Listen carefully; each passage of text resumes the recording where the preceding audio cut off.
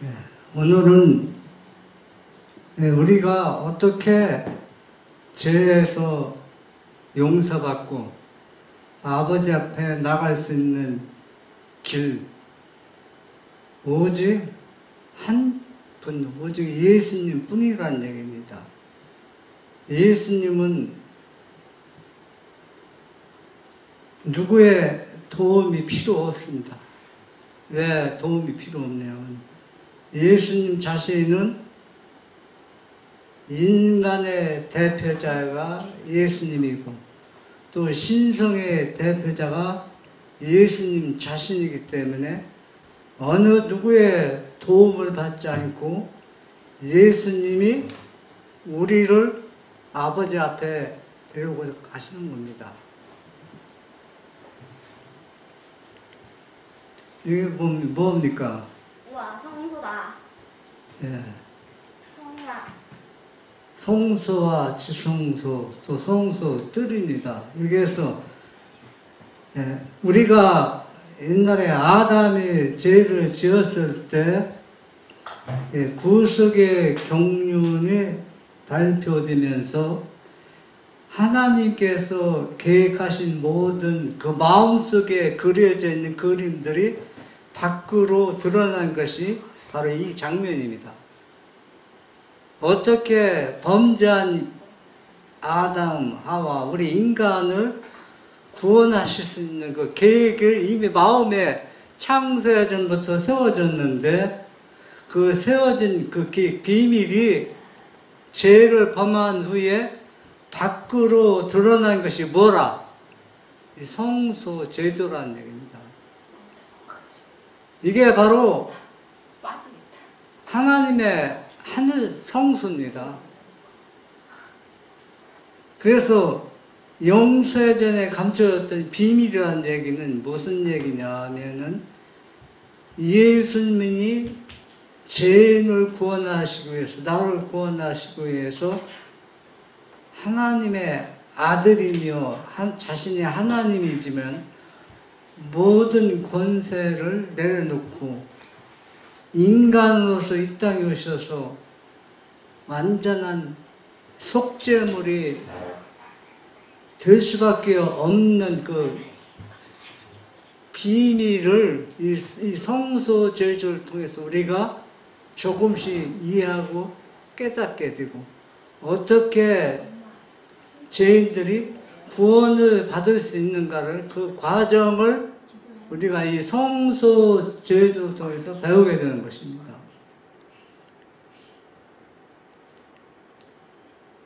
여기 보면 우리가 사람이 죄를 지으면은 그 양의 새끼를 성소뜰에 들고 와서 양의 머리 위에 자기 죄를 고백하고 이 양을 잡으면은 누가? 제사장이 그 피를 가지고 본인이 양을 잡고 성소에 들어가는 겁니다. 이건 무엇을 상징하는 겁니까? 예수님이 어린 양이 되셔서 완전한 속죄물이 되는 그 과정을 이 성소를 통해서 우리에게 교훈을 주고 있습니다. 그러니까 얼마나 많은 짐승들이 피를 흘려 죽어갑니까? 누구 때문에? 바로 내 죄 때문에 그렇게 되는 것은 누가 그렇게 죽음을 당한다는 얘기예요. 어린 양이 되신 예수 그리스도가 그렇게 죽임을 당할 수밖에 없다는 얘기입니다. 저때 양이 많이 죽어서 지금 양이 많이 없는 건가? 이 제사장은 누구를 상징합니까? 예수님을 상징하고 1년에 한 번씩 들어가는 지성을 들어가는 대제사장도 예수님을 상징하는 겁니다. 그러면은 사람이 죄를 범했을 때 그 양의 피를 제사장이 가지고 왔는데 이건 바로 무엇을 의미하면 예수님이 직접 내 죄를 용서하기 위해서 자신의 피를 흘리고 완전한 속죄물 양처럼 죽음을 당할 수밖에 없다는 얘기인데 이 과정에서 제 3자의 도움이 필요가 없습니다. 누가 이때 구약시대 성소제도에서 양을 잡을 때 누가 도와주었습니까? 예수님을 상징하는 제사장, 대제사장은 본인이 직접 그 피를 가지고 성소에 들어갔다는 의미입니다. 누가 도와줘서 그 일이 행해진 게 아닙니다. 아담은 제사장한테 가는 것도 아니고 성수제도가 생기기 전에는 지금 성소제도를 얘기하고 있습니다. 성소제도, 그러니까 이 성소는 누구의 명령으로 세워졌습니까? 모세에게 하나님의 명령으로 세워졌다는 얘기입니다.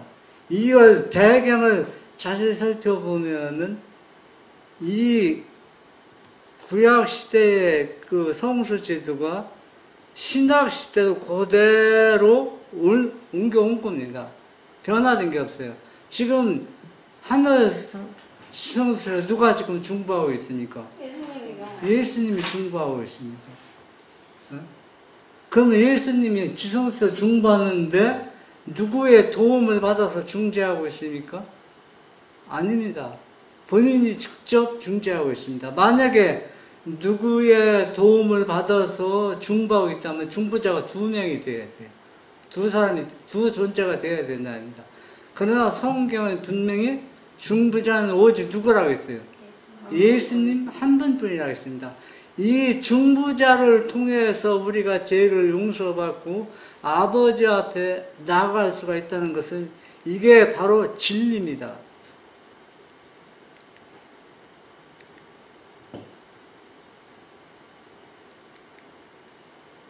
예레미야 17장 12절 13절을 보면 영화로우신 보좌여 시작부터 높이 계시며 우리의 성소이시며 이스라엘의 소망이신 여호와여 무릇 주를 버리는 자는 다 수치를 당할 것이라 무릇 여호와를 떠나는 자는 흙의 기록이 되오리니 이는 생수의 근원이신 여호와를 버림이다.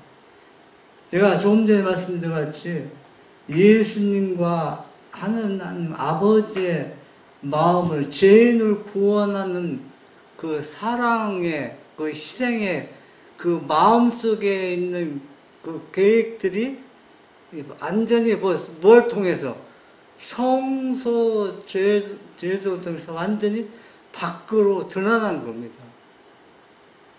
여러분들은 여러분 마음속에 누군가를 진정 사랑한다면 어떻게 밖으로 드러납니까? 마음속에 있는 것들이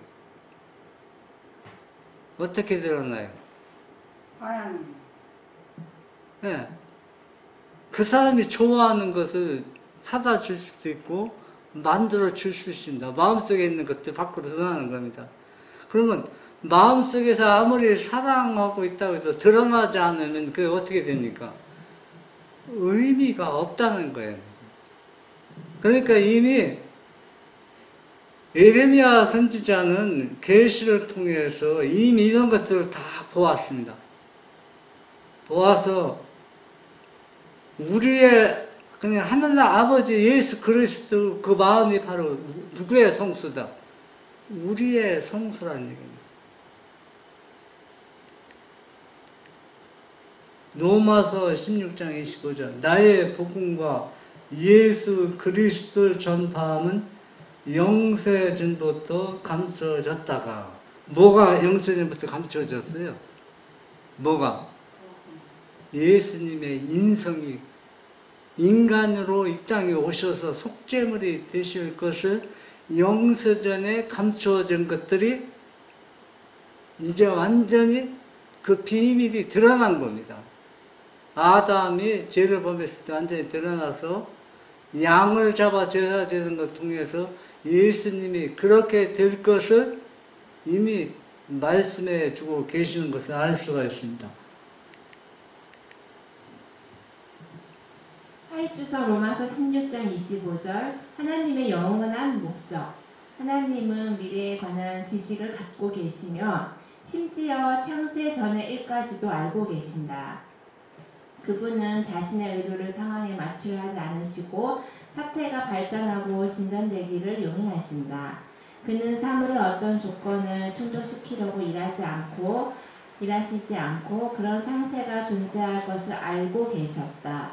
하늘에 있는 높은 지성을 가진 존재자들의 면전에서 이루어야 할 계획, 그것은 신비요 각 시대를 통하여 숨겨진 비밀이다.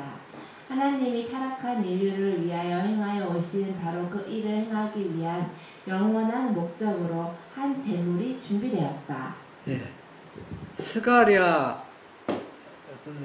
6장 13절인가요? 거기에 보면은 이미 이 계획이 준비된 것을 볼 수가 있습니다. 타락한 인류를 위해서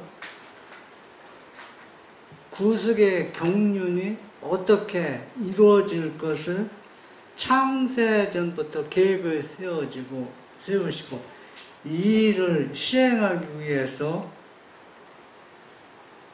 이제는 감춰진 비밀이 어떻게 해요? 완전히 드러나는 과정을 지금 설명해주고 있습니다. 그래서 예수님의 속죄면은 영원한 목적 위해서 준비되었습니다.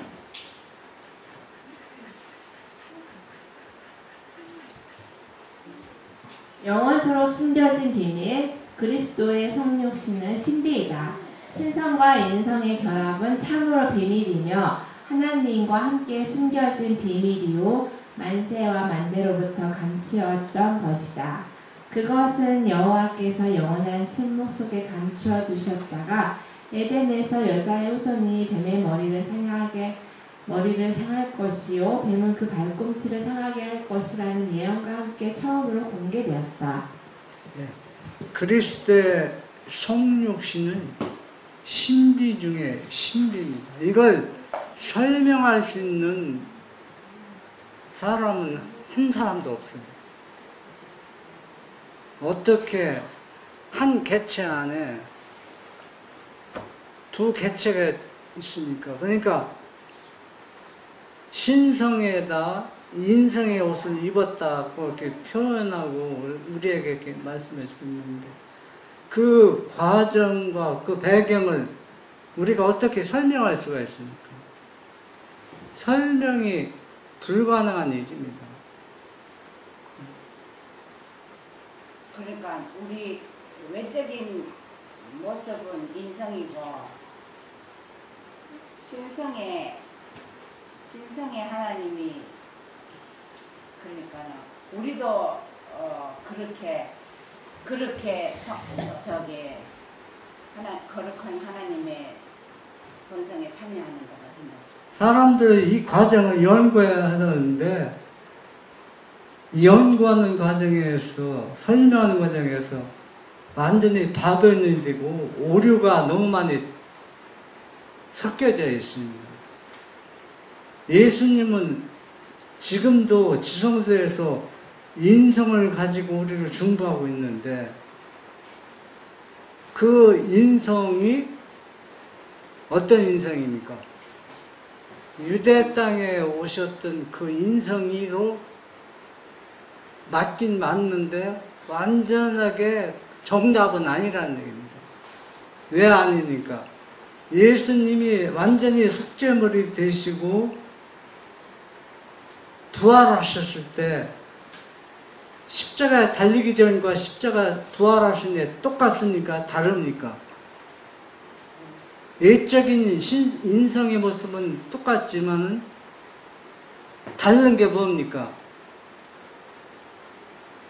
뭐가 달라요? 초인간적인 네, 신성을 드러낼 수 있다는 얘기입니다. 그러니까 십자가에 달리기 전에는 그 인성 안에서 신성을 드러낼 수가 없었어요. 그러니까 제한을 받았습니다. 배고팠고 피곤했고 원수에게 쫓기고 피해 다닐 수밖에 없었습니다. 그러나 부활 후에는 그렇지 않았습니다. 왜 그렇지 않습니까? 이제는 인성과 신성이 하나가 되어서 그러니까 인성이 뭐가 되는 겁니까? 신성의 존재처럼 완전한 하나가 되기 때문에 사단이 예수님이 부활한 후 예수님을 유혹하고 시험한 게 있습니까? 없습니다. 이제는 제한을 받지 않아요.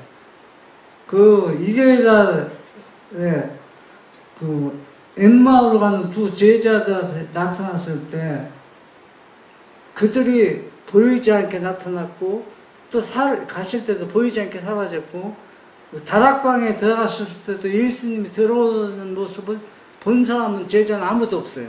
볼 수가 없습니다. 완전히 십자가에 돌아가시기 전과 부활 후에 완전히 달랐다는 얘기입니다. 그러면 그분이 지금 하늘 지성소에서 중보하고 있어요. 그분이 어떤 제한된 능력을 가지고 그 지성소에서 중보하는 게 아니라 완전한 하나님 인간이면서 하나님이 지금 지성을 중보하고 있습니다. 그러면 그분은 우리 곁에 올 수가 있다는 얘기예요. 왜? 전지전능자가 다시 희복되었다는 얘기입니다. 그러면 예수님이 성령으로 이 세상에 오는 것도 예수님이잖아요. 그러니까 성령은 이제는 개체를 가지신 인성을 가지고 우리한테 오는 게 아니라 이제 그분의 영으로 모든 사람에게 임한다는 얘기입니다. 이제 영. 그러면 지금 기독교인들이 말하는 성령 하나님도 개체를 가진 성령 하나님 오는 게 아니라 뭐로 오는 겁니까? 그분도 성령 하나님도 영으로 온다는 얘기입니다. 그러면 성령 하나님이 영으로 오면 예수님은 왜 영으로 못 옵니까? 네? 우리가 그거 한번 생각을 해봐야 되는 겁니다. 그럼 성령 하나님이 있는 게 아니죠? 세계가 창조되기 전, 사람이 지음을 받기 전 만세와 만대로부터 하나님이 침묵 속에 감추어 두셨던 이 비밀을 세상에 공개하셨는데 그것은 그 비밀의 일부로서 그리스도께서 세상에 오셔서 착수하실 일 중에서 그리스도께서 맡으신 역할이었다. 이 놀라운 신비 곧 그리스도의 성육신과 그가 치르신 속죄는 아담의 모든 아들과 딸들에게 선포되어야 한다. 그분의 고난은 하나님의 율법의 요구를 완전히 충족시켰다. 예, 저는 이 원본을 안 봐서 모르겠지만 여기에서 번역이 좀 매끄러지 못한 게 있어요. 내가 볼 때는 왜 그리스도께서 세상에 오셔서 착수하신 일 중에서 그리스도께서 맡으신 역할이었다. 이분이 역할이라는 건 좀 애매합니다. 연극도 하는 것도 아니고 예수님이 해야 할 일을 하셨다고 표현하는 것이 제 개인의 생각입니다. 여러분, 역할이라는 건 진정성과 진정성이 떨어져요. 내가 무엇을 다른 사람의 대리역을 맡을 때 역할이라고 표현하잖아요. 우리가 이해하는 한도에서. 그런데 예수님이 성육신으로 오시는 것은 어떤 역할을 하기 위한 게 아니라 예수님이 계획하신 아버지의 계획을 같이 의논해서 예수님이 꼭 해야 할 일을 하러 오신 겁니다.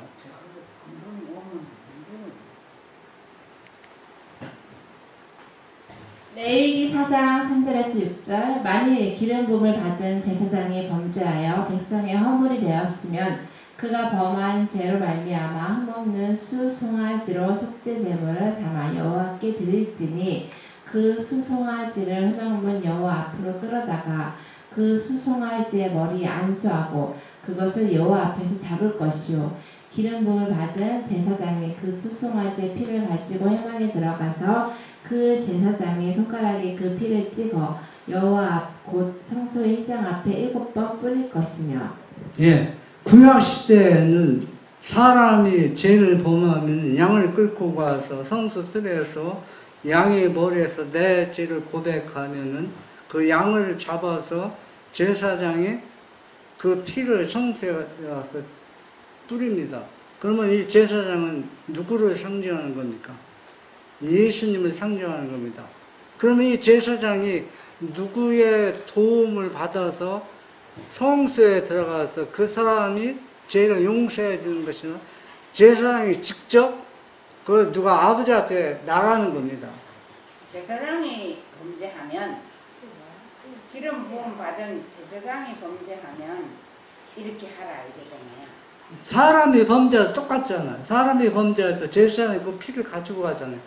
범죄한 사람이 그 피를 가지고 성소에 들어가는 거 아니잖아요. 근데 사람이 죄를 지으면 제사장이 그 피를 대신 가져가는데 제사장이 죄를 지으면 다른 제사장이 가져가는가요?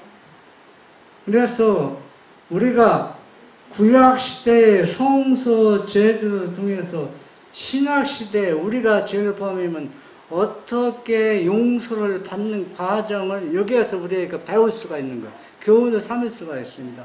지금도 우리가 죄를 범하면은 하늘 지성소에 중보자가 우리가 드린 그 기도가 예수님께서 가져가시는데, 그러면 예수님이 완전한 속죄물이 있었기 때문에 누구의 제3자의 도움이 절대 필요하지 않습니다.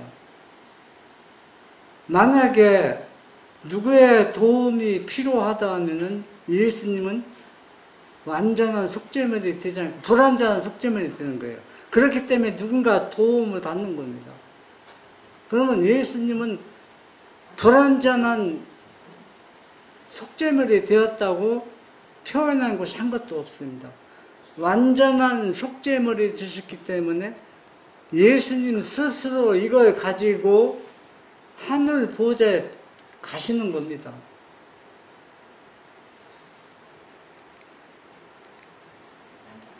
출애굽기 25장 8절 보면 내가 그들 중에 거할 성소를 그들이 나를 위하여 짓되, 이거는 예수님이 모세에게 명령한 것입니다. 이 성소 제도를 통해서 인간이 죄를 지으면은 어떻게 그 죄를 용서받고 구원받는 그 과정을 설명해 주는 것입니다. 그러면 구약시대와 신약시대도 똑같습니다.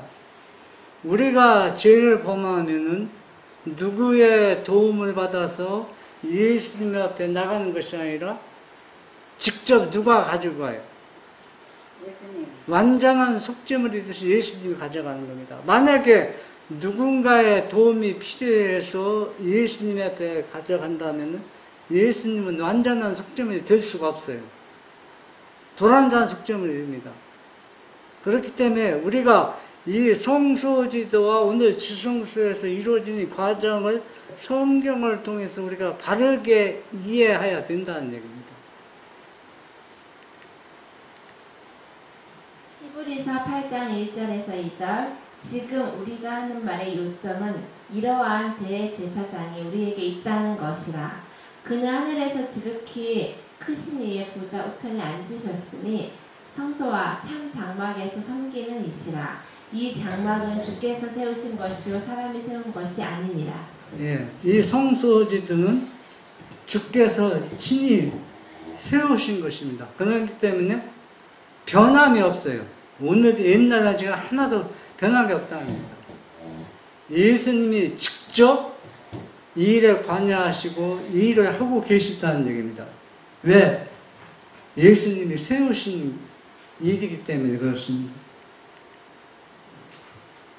아이투서 히브리서 7장 25절. 내가 그들의 죄를 담당하리라. 그리스도는 지금 하늘에서 무엇을 하고 계시는가? 그는 우리를 위해 중보하고 계신다.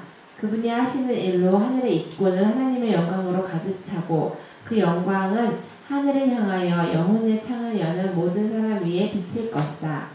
진실한 사람들의 기도와 통회하는 사람들의 기도가 하늘로 올라가고 있을 때 그리스도는 아버지 하나님께 제가 그들의 죄를 담당하겠습니다. 그들을 당신 앞에 죄 없는 사람으로 서게 해주십시오라고 하신다. 그분이 그들에게서 죄를 취하실 때 그분은 그들의 마음에 영광스러운 진리와 사랑의 빛을 채우신다. 예. 예수님께서는 나의 죄, 인간의 죄를 담당하기 위해서 인성으로 이 땅에 오셨고 완전한 속죄물이 되셨습니다. 그렇기 때문에 그분이 우리의 죄를 다 담당하신다는 얘기입니다. 그렇기 때문에 예수님이 죄인처럼 취급당하시고 굴욕적인 십자가를 지실 수밖에 없던 것은 왜 그렇습니까? 죄인처럼 그렇게 취급을 받고 죽어야 하는 겁니다. 왜? 죄의 속죄물이 되셨기 때문에 그렇습니다. 그걸 하나님을 믿는 사람들이 이해를 못했어요. 이해 못해서 그분을 버렸고 그분을 십자가에 못 박았습니다. 이걸 이해했다면 절대로 예수님을 그렇게 취급하지 않았다는 얘기입니다. 그런데 이 상황이 오늘날도 똑같은 상황으로 벌어지고 있다는 얘기예요. 2000년 전 유대 땅에서 이루어졌던 일들이 그것이 자연되고 있어요. 지금 어떻게 되어야 됩니까? 예수님께서 완전한 속죄물에 대해서 나의 죄, 우리의 죄를 내가 다 담당하리라고 했는데 지금은 누군가의 도움을 필요 없이는 우리가 회개할 수도 없고 예수님 앞에 갈 수도 없다는 얘기입니다. 제 3위에 하나님을 통해서 이 일이 이루어져요. 그러니까 십자가도 의미가 없어지는 거예요. 그분의 도움이 없이는. 그런데 그렇게 된다면 예수님은 왜 불완전한 속죄물이 되었다는 얘기입니다. 그런데 예수님은 완전한 속죄물이 되기 때문에 예수님이 친히 우리의 죄를 용서해주고 소멸해주시고 우리의 죄를 완전히 담당했기 때문에 아버지 앞에 우리가 나갈 수 있는 길을 열어주었습니다. 이걸 믿지 않으면 2000년 전 유대인이 예수님을 배척하는 것과 똑같은 상황이 될 수밖에 없다는 얘기입니다.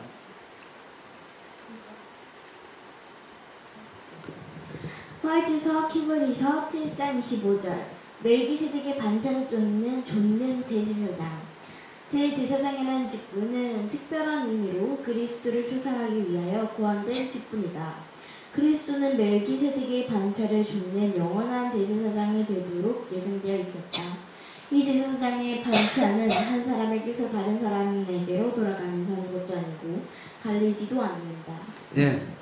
여러분, 예수님의 대제사장은 늙에 나오는 것처럼 아론의 그 자손들을 통해서 이 제사장 직분을 받은 것이 아니라 멜기세덱의 반차를 쫓는 영원한 대제사장입니다. 예수님은.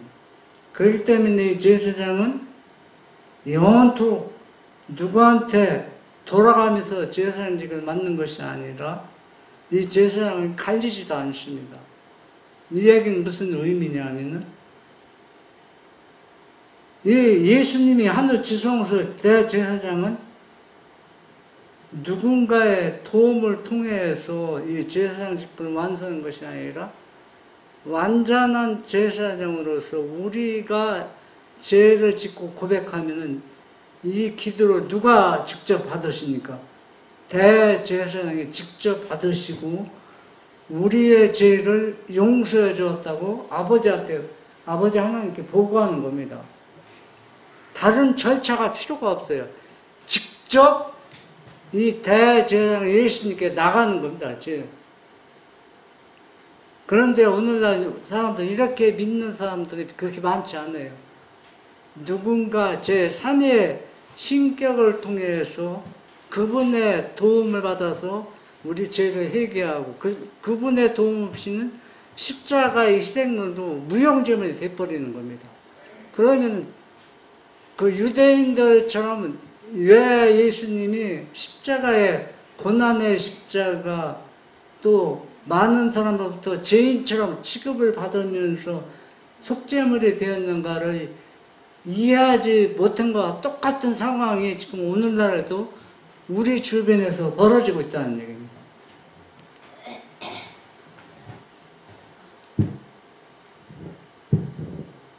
소망 671 성령의 직무들 제자들에게 묘사하시면서 예수께서는 자신의 마음을 흥겹게 한 기쁨과 희망을 그들에게 고취시키려고 힘쓰셨다. 그분은 당신의 교회를 위하여 준비하신 많은 도움을 인하여 기뻐하셨다. 성령은 예수께서 당신의 백성을 높이기 위하여 아버지께 간청할 수 있는 모든 선물 중에 가장 고상한 선물이었다. 네. 그러면 왜 예수님은 아버지 앞에 간청할 수밖에, 이 선물을, 성령의 선물을 위해서 간청할 수밖에 없는가?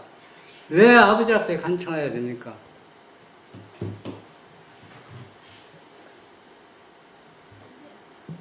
왜 간청해야죠? 간청 안 하면 안 됩니까? 이 배경은 뭐냐면은 예수님께서 인성을 쓰시고 이 땅에 오셨을 때 제안을 받았잖아요. 제안을 받았으면은 완전한 속죄물이 되고서 아버지 앞에 약속을 받아야 돼요. 너는 완전한 속죄물이 되었기 때문에 모든 사람들을 예수를 믿는, 이 아들 예수를 믿는 사람을 구원할 수 있다는 충분한 속죄물이 되었다는 언약을 아버지한테 받으려면 아버지 앞에 보고를 해야 되는 겁니다. 그러니까 예수님이 내가 떠나가야 너에게 유익하다는 얘기, 그 보고를 해서 아버지로부터 다시 제자들에게 하나님을 믿는 사람이 다시 돌아오시는 겁니다. 그러니까 14장과 16절 그 내용입니다. 내가 떠나가는 것이 유익하고, 다른 보혜사가 표현한 것은 그 무능한 십자가에 돌아가시던 그 예수님의 인성, 그것을 말하는 것이 아니라 이제는 신성을 희복하고 하늘의 왕권을 희복한 전능자로서 예수님이 오시겠다는 얘기입니다. 오시는데 개체로 오시는 거야. 나 이제 뭐로 옵니까? 영으로 옵니다. 그럼 왜 개체로 올 수가 없어요? 개체로 오면 사람들 다 죽어요. 인간을 구원하기 위해서 오시는데 다 멸망당한다는. 그러니까 영으로 올 수밖에 없어요. 네? 그래서 인성을 쓰시고 오시죠. 그래서 영으로 오는 겁니다. 시대의 소망 671 성령은 갱생시키는 주선자로서 주시는 바 되었으며 이분이 없이는 그리스도의 희생이 아무 소용도 없을 것이다. 악의 세력은 여러 세기 동안 강해졌으며 이 사단의 속박에 사람들이 복종당하게 된 것은 놀라운 일이었다. 죄는 신성의 제3위의 강력한 작용을 통하여만 물리칠 수 있고 이겨낼 수 있으며 그분은 제한된 능력을 가지고 오시는 것이 아니라 하나님의 능력이 충만한 가운데 오실 것이었다. 이 문장이 매끄럽지가 않죠. 여기 보면 이분이라는 얘기는 본래 바른 문장이 아니고 문장이 지금 앞뒤가 문장이 안 맞는 게 뭐가 안 맞느냐 하면은 만약에 그분은 제한된 능력을 가지고 오시는 것이 아니라 제한된 능력이 한 번 왔던 존재라는 얘기다. 뭘 가지고 왔던 존재? 인성을 쓰시고 오셨던 존재라는 얘기인데 위에서는 완전히 또 그거하고 완전히 갈라치기 한 겁니다. 위에서는 문장에 앞뒤가 안 맞잖아요. 이게 잘못 번역되었다는 얘기입니다. 이제 올바른 번역입니다. 영은 갱생시키는 매개로서 주시는 바 되었으며 이것이 없이는 그리스도의 희생이 아무 소용도 없을 것이다. 악의 세력은 여러 세기 동안 강해졌으며 이 사탄의 속박에 사람들이 복종하게 된 것은 놀라운 일이었다. 죄는 신성의 3인칭 혹은 세 번째의 강력한 작용을 통하여만 물리칠 수 있고 이겨낼 수 있으며 제한된 능력을 가지고 오시는 것이 아니라 하나님의 능력이 충만한 가운데 오실 것이었다. 여기 보면 오시는데 그분이 제한된 능력을 가지고 오시는 것이 아니라 하나님의 능력이 충만한 가운데 오실 거예요. 한 번 왔던 사람이다. 안 왔던 사람은 제한되는 걸 쓸 필요가 없죠. 그 왔던 분이 뭐냐? 제 3인칭이라는 얘기는 예수님이 그 신성에다 뭘 입으셨다고 했어요? 인성. 인성을 입으셨습니다. 그래서 이제는 완전한 속죄물이고 부활하신 예수님은 부활하기 전 인성과 완전히 다르다는 얘기입니다. 왜? 부활 전 인성은 제한된 능력을 가지고 활동하셨지만 부활 후에는 제한된 능력이 완전히 소멸되고 완전한 하나님의 전능자가 되었습니다. 그분이 다시 오신다는 얘기입니다. 그분이 영으로 오시는 거예요. 그걸 지금 설명하는데 사람들은 이것을 이상하게 오해하고 있습니다. 세상의 구주께서 이루신 일을 효력 있게 만드시는 분은 성령이시다. 성령은 마음을 순결하게 만드신다. 성령을 통하여 신자는 거룩한 품성을 나누어 가지는 자가 된다. 그리스도께서는 모든 유전적이며 배양된 악의 성향들을 이기며 당신 자신의 품성을 당신의 교회에 새기는 거룩한 능력으로서 당신의 성령을 주셨다. 여기도 앞뒤 문장이 안 맞아요. 세상의 구주께서 이루신 일을 효력 있게 만드신 분은 성령이다 했잖아요.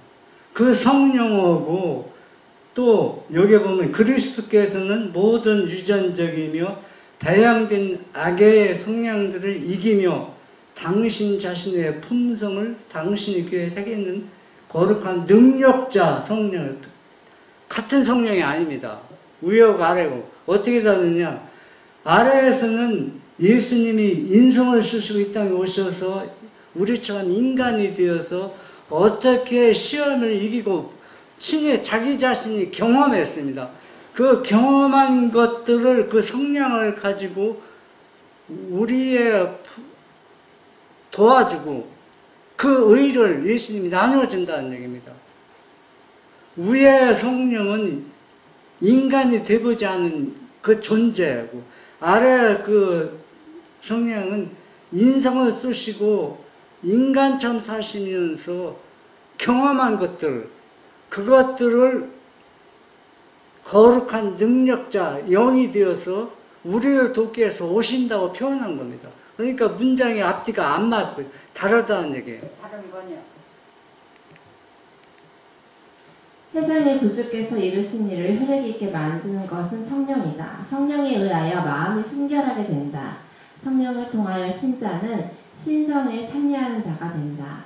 그리스도께서는 모든 유전적이며 배양된 악의 성향들을 이기며 그분 자신의 품성을 그분의 교회에 새기는 거룩한 능력으로서 그분의 영을 주셨다. 예. 여기에 보면 바르게 번역했는데 예수님이 경험한 것들을 이 죄를 이긴 것들을 거룩한 능력자가 돼서 자신의 영을 또 그분의 품성을 우리에게 나눠준다는 얘기입니다. 인간이 되보지 않은 그 성령 하나님의 품성과 그분의 영을 주는 것이 아니라 예수님이 직접 인간이 되셔서 경험한 거, 죄와 싸워서 이긴 그 모든 경험들, 의의를 그분의 예수님의 영을 우리에게 주신다고 이게 올바르게 번역된 겁니다. 그러니까 여러분들이 이걸 보시고 선택은 여러분이 할 것입니다.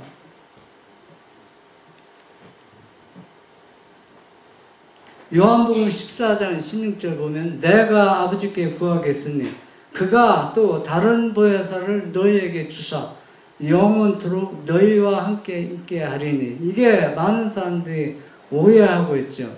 다른 보혜사니까 예수님과 완전히 다른 존재로 생각하고 있습니다.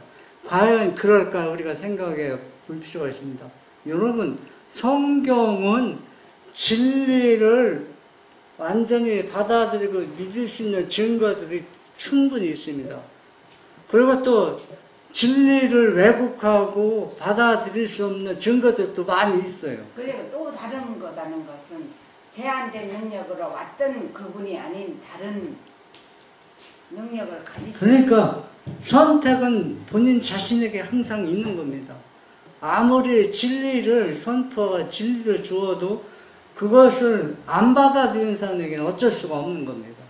그러나 그러니까 선택은 마음대로 하느냐 그것도 마음대로 이렇게 엄마의 생각을 이해했어.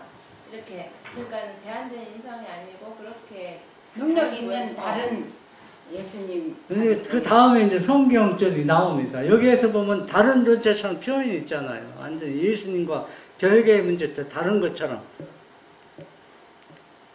요한복음 16장 17절 보면 그러나 내가 너희에게 실상을 말하노니 내가 떠나는 것이 너희에게 유익이라. 내가 떠나가지 아니하면 보혜사가 너희에게 오시지 아니할 것이요 가면 내가 그를 너희에게 보내리니. 여러분 여기서 그도 자기 자신의 새로 오시는 그분. 여러분 저는 그 초등학교 때 육상 선수였는데 육상 선수가 릴레이가 있습니다. 4명이 예, 바통을 내가 운동장 한 바퀴를 돌고 내대 이렇게 바통을 줘야 됩니다. 주자에게 주는데 이 바통을 안 받고 주자가 한 바퀴 돌으면 무효입니다. 소용이 없어요. 바통 받아요. 그 바통을 받아야 되는데 여기에서 보면 왜 예수님이 내가 떠나는 것이 유익이라면 예수님이 하나님이 하시는 일을 이 땅에서 십자가를 통해서 다 이루었어요. 이루었으니까 누구한테 이제 보고를 해야 됩니까? 내 속죄물이 완전한 속죄물이 되어서 이를 믿는 모든 사람을 죄에서 용서해주고 구원하실 수 있다는 확답을 누구한테 받아야 돼요?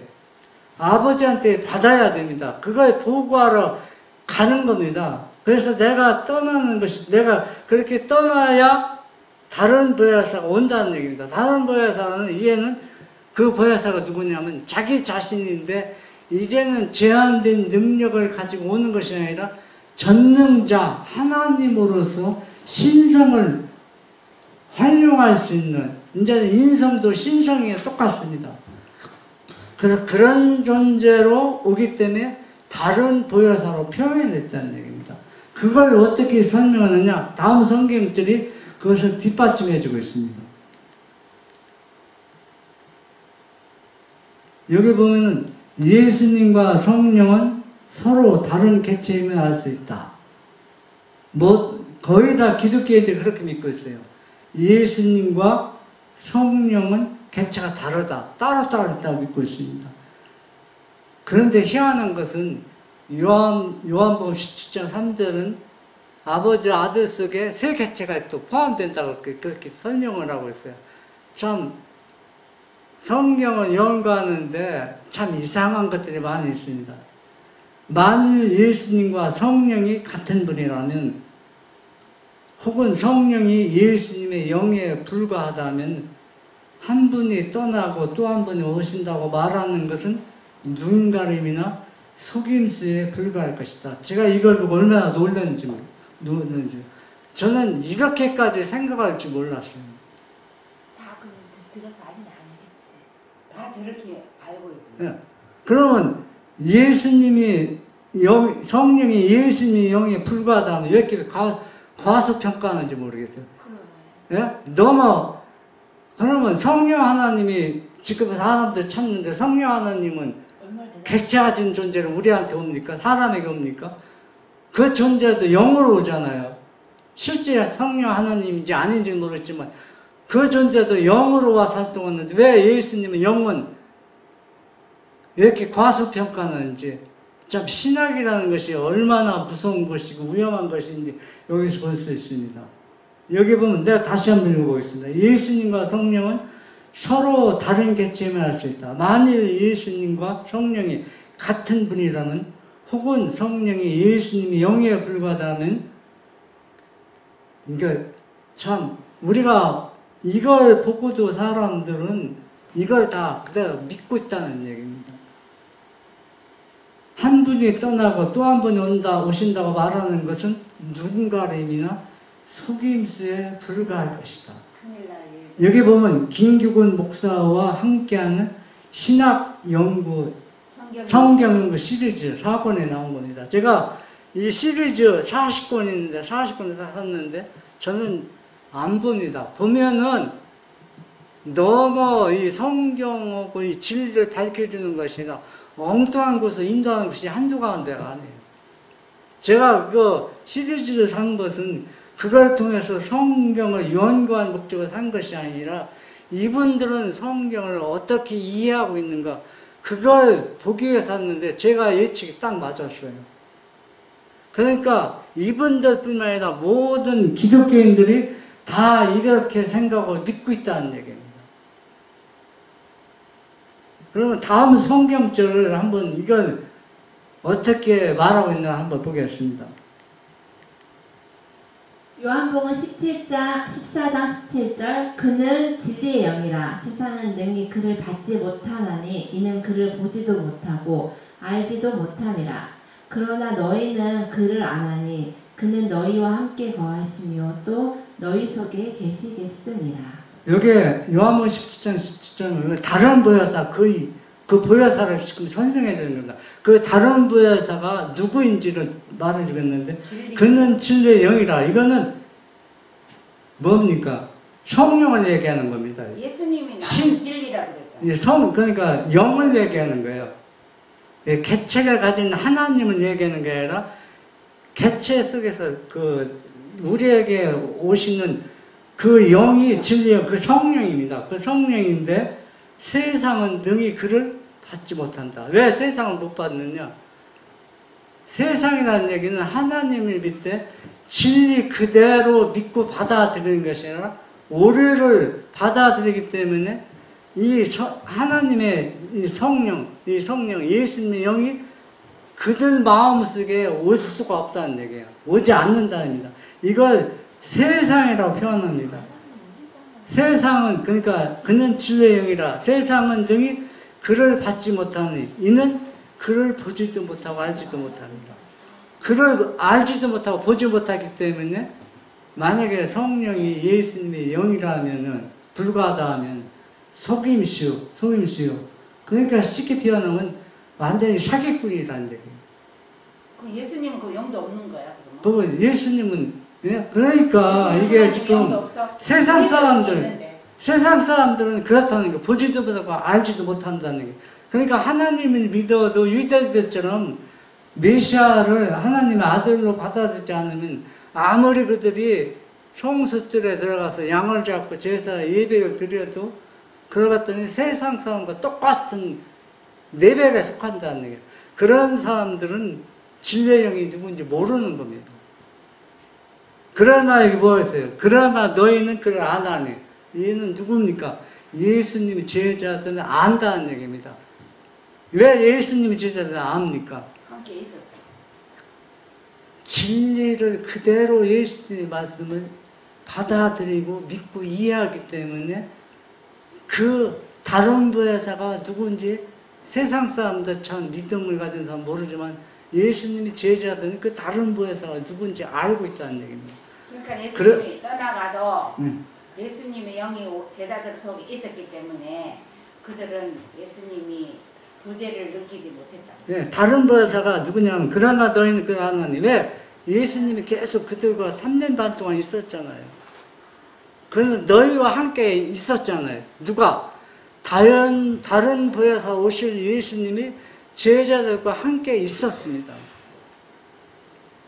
그리고 또 이분이 또 너희 속에 계시겠습니다. 와서 계시. 이게 바로 다른 보혜사로 표현한 건데 이걸 진리대로 성경 그대로 이해하고 받아들인 사람들은 앞으로 늦은 비를 예수님이 영이 오는데 이걸 안 받아들이면 예수님이 영이 오는 게 아니라 다른 영이 온다는 얘기입니다. 참 이건 얼마나 우리 시대에 완전히 바벨론 되어 가고 있는가. 그래서 셋째 천사 기별 중에서 둘째 천사 기별은 뭡니까? 바벨론에서 나오라. 이런 오류에서 우리가 빨리 나오지 아니하면은 우리가 예수님의 재림을 준비할 수가 없습니다. 여러분, 예수님의 재림을 준비하려면 이런 오류에서 우리가 빨리 나와서 예수님의 영을 통해서 예수님의 재림을 준비하는 우리 모두가 되기를 바랍니다.